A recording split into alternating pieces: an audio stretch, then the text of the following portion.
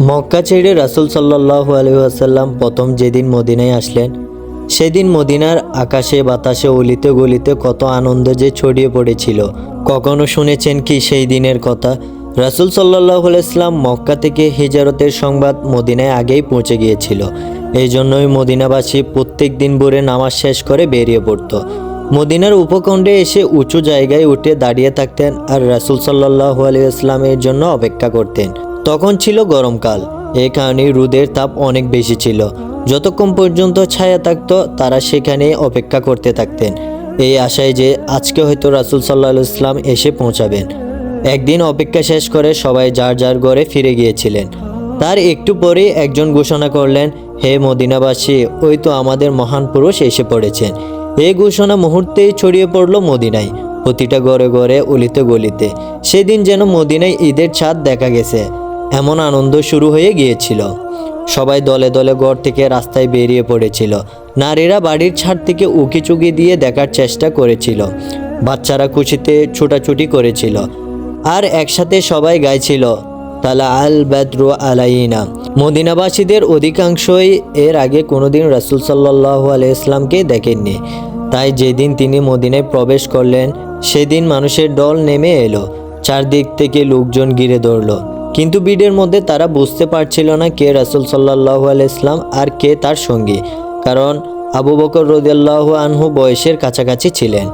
পোশাকেও তেমন পার্থক্য ছিল না, দুইজনই ছিলেন শান্ত ও মর্যাদাপূর্ণ। ঠিক তখনই সূর্যের তাপ তীব্র হয়ে উঠল। রাসূল সাল্লাল্লাহু আলাইহি ওয়াসাল্লাম এর মাথার উপর থেকে ছায়া সরে গেল। আবু বকর রাদিয়াল্লাহু আনহু তখন সাথে সাথে দাঁড়িয়ে গেলেন। তিনি নিজে চাদর খুলে রাসূল সাল্লাল্লাহু আলাইহি ওয়াসাল্লাম এর মাথার উপর ধরে রাখলেন ছায়া দেওয়ার জন্য। এই দৃশ্য দেখেই মদিনাবাসীরা বুঝে গেল, যার জন্য ছায়া দেওয়া হচ্ছে তিনি আমাদের রাসূল সাল্লাল্লাহু আলাইহি ওয়াসাল্লাম। এরপর আনসারদের নেতারা এগিয়ে এলেন। প্রত্যেকে চাইছিলেন আজ রাসূল সাল্লাল্লাহু আলাইহি ওয়াসাল্লাম যেন তার ঘরেই অবস্থান করেন। কেউ উটের লাগাম ধরছেন, কেউ বললেন, ইয়া রাসূলুল্লাহ, আমাদের ঘরে আসুন, আমরা সংখ্যায় বেশি, সম্পদও শক্তিশালী। তখন রাসূল সাল্লাল্লাহু আলাইহি ওয়াসাল্লাম বললেন, উটকে ছেড়ে দাও, সে আদিষ্ট। অতঃপর উট ধীরে ধীরে মদিনায় অলিগলি পার হচ্ছিল। সবাই উৎকণ্ঠা নিয়ে তাকিয়ে আছে, কার দরজায় থামবে। উটটি প্রথমে এক জায়গায় বসে পড়েন, তারপর আবার উঠে দাঁড়ায়। সিরাতকাররা বলেন, এই উঠা বসার মধ্যেই মানুষের শ্বাস যেন আটকে ছিল। এরপর উটটি দ্বিতীয়বার বসে পড়ে এবং আর উঠেনি। সেই জায়গাটি ছিল এমন একটি খোলা স্থান যেখানে খেজুর শুকানো হতো।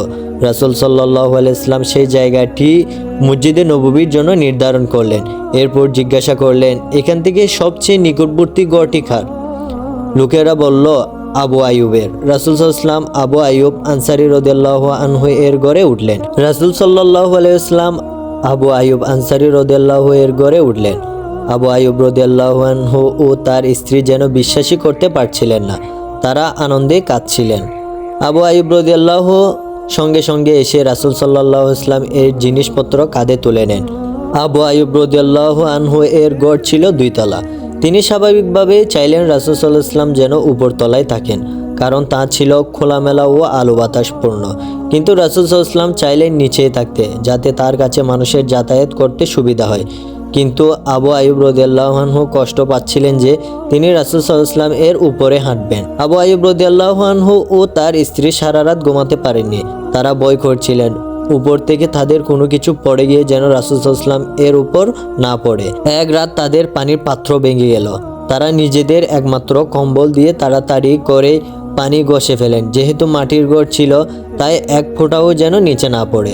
পরদিন সকালে আবু আইয়ুব রাদিয়াল্লাহু আনহু কাঁদতে কাঁদতে বললেন, ইয়া রাসূলুল্লাহ, আমি কখনো আপনার উপরে থাকতে পারি না। তখন রাসূল সাল্লাল্লাহু আলাইহি ওয়াসাল্লাম তার কষ্ট বুঝে উপরতলায় উঠে যেতে সম্মত হন। এরপর যখন মসজিদে নববী ও তার পাশেই রাসূল সাল্লাল্লাহু আলাইহি ওয়াসাল্লাম এর কামরা তৈরি হয়ে গেল, তিনি সেখানেই উঠলেন। এখন রাসূল সাল্লাল্লাহু আলাইহি ওয়াসাল্লাম নেই, কিন্তু আজও যখন মদিনাতে প্রথম পা রাখবেন, মদিনাবাসীর সেই আনন্দ কিছুটা হলেও হয়তো অনুভব করতে পারবেন।